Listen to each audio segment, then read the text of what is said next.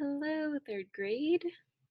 Okay, so these are some of the key things you need to have done with your character before we can print them on the 3D printer.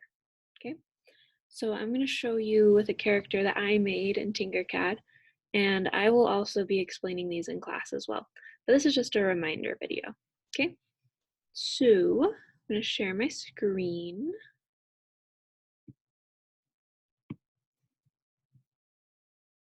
Perfect. All right, so I'm going to click on. Okay, so my character that I decided to do is a bird. And as you can see here, I've built my bird with a bunch of different shapes. Now, this is the very first thing that you'll need to make sure with your character. You see this grid right here, kind of the base. It's called the work plane. Basically, that work plane, I move this from the 3D printer. I'm gonna stop sharing for a second. That work plane is this base. Now, this has a print on it right now, one from fourth grade. I'm gonna just get that off real quick. For whatever you're printing, it needs to be touching the work plane or the grid. Okay, now you can see theirs is laying flat.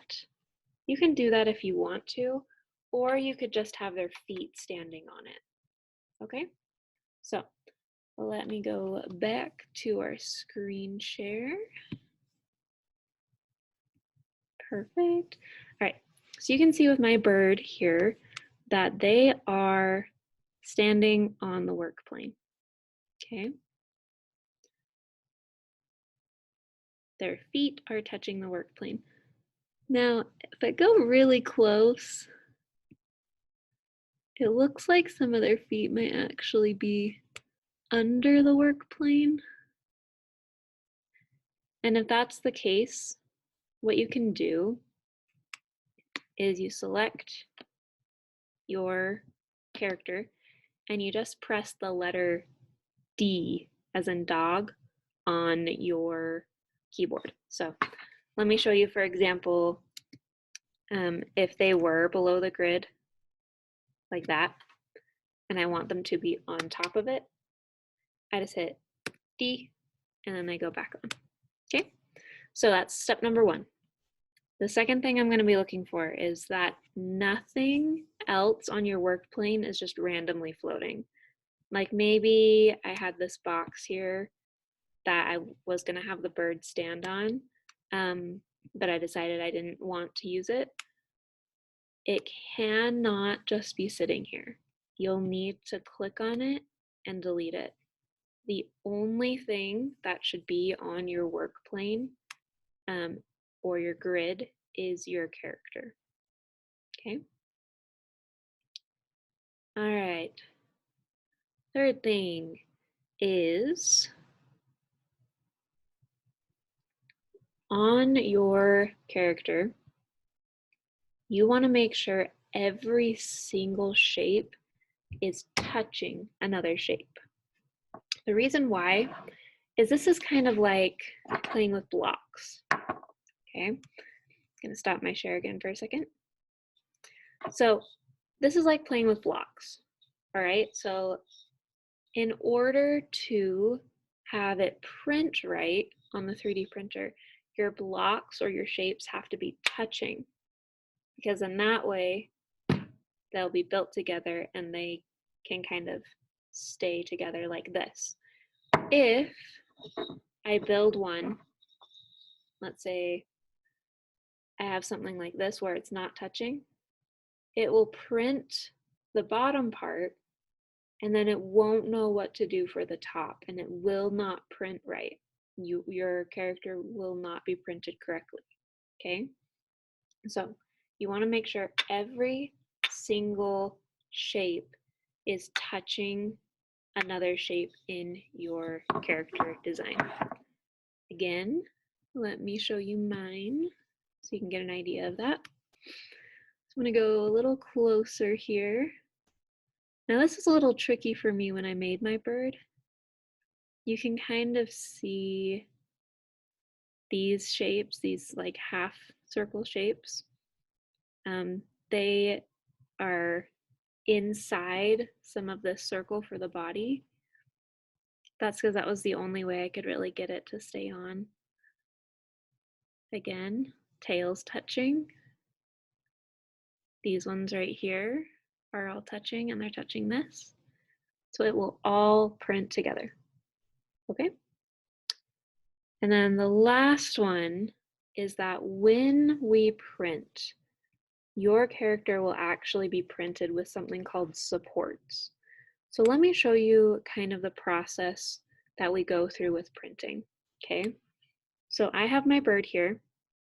I'm actually gonna click export, and this is going to kind of download it in a way that's gonna be able to print it.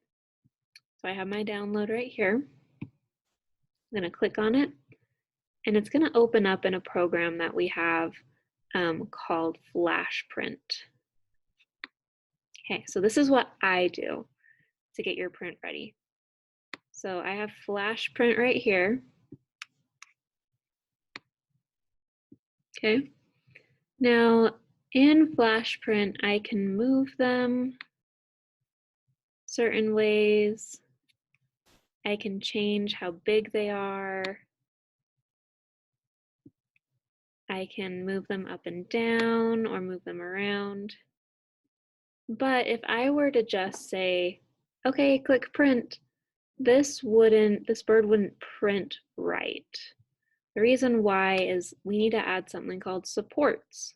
And the supports do exactly what the word support means. They help to build the shape. They support those shapes that are kind of sticking out.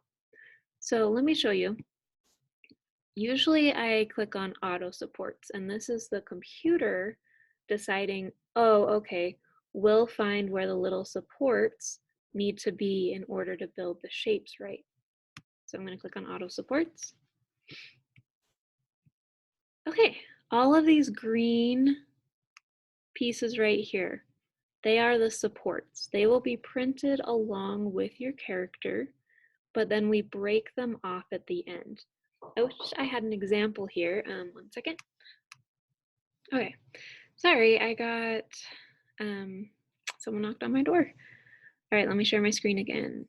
So, like I said, these little green supports, they will build with your character, but they are not going to stay there. You're gonna break them off.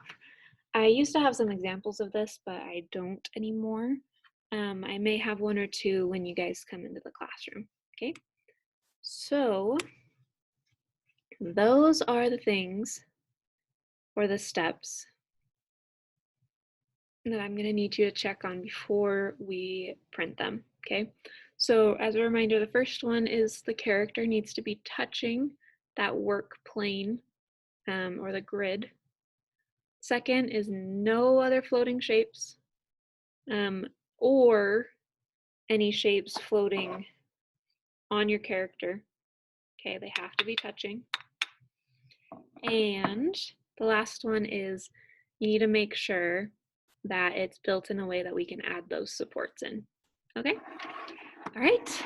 Okay, I'm excited to see your characters, and we will be working on them in class. Okay, see ya.